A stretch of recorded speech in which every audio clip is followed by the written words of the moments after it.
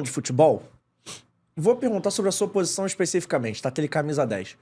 Porque eu tô aqui fazendo exercício mental e eu não achei nenhum estado no Brasil que tenha tantos camisas 10 de qualidade como os 4 clubes grandes do Rio. Eu acho que talvez seja a posição mais bem servida.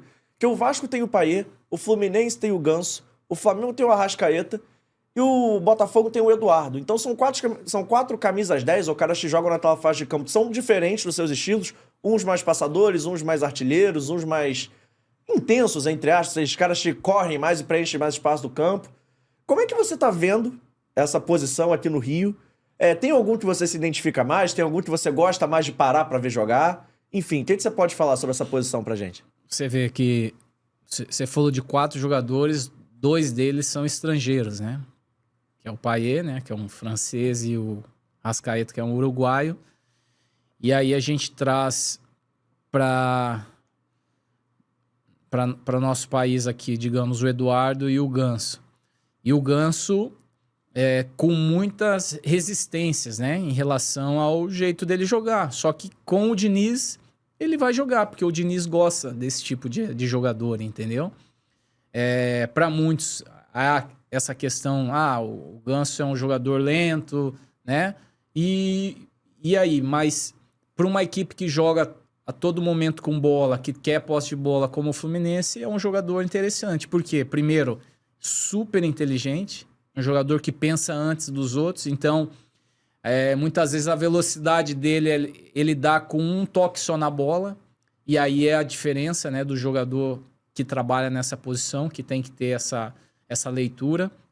E no caso o Eduardo com uma característica também muito interessante, né, como a gente já falou, por ter trabalhado em situações mais defensivas e outras mais ofensivas.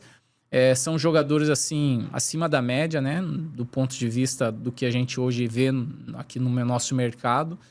E é uma pena que são jogadores que daqui a pouco, né, porque a maioria deles já na faixa dos 30 anos, e a gente não está enxergando ainda alguém que venha para suprir, né, essas características. Então, é aí que eu falo, né, dessa questão da gente melhorar, né, a nossa base no sentido de formação de jogadores, né? Porque por mais que o jogador acaba se destacando, ele acaba muitas vezes indo cedo, né, para o mercado europeu, né, para o mercado estrangeiro.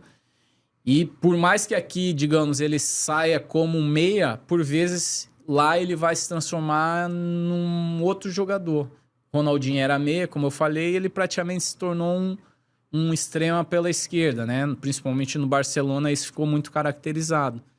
E aí a gente percebe que, digamos, esses jogadores, eles acabam, pela característica, muitas vezes, do jogo lá fora, modificando um pouco também as suas características de jogo.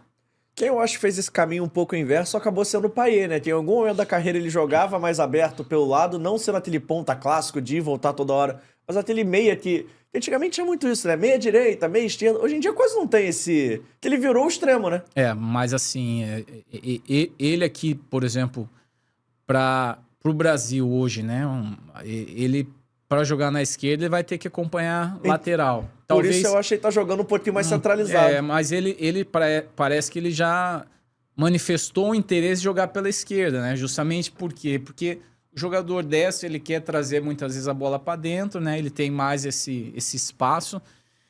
Em contrapartida ali, como meia, ele tem aonde normalmente acaba tendo mais jogadores do adversário. E aí, muitas vezes, que o jogador ele não quer ter essa preocupação. E tem uma coisa... Acabou esse corte? Então calma aí. Antes de eu ir embora, não esquece de se inscrever no canal, ativar o sininho da notificação, deixar o seu like e o seu comentário e, claro, seguir as nossas redes sociais. A gente tá no @Fora do Jogo Cast em todas as redes sociais, mas pelo visto, estamos expulsando, então vai, me ajuda aí!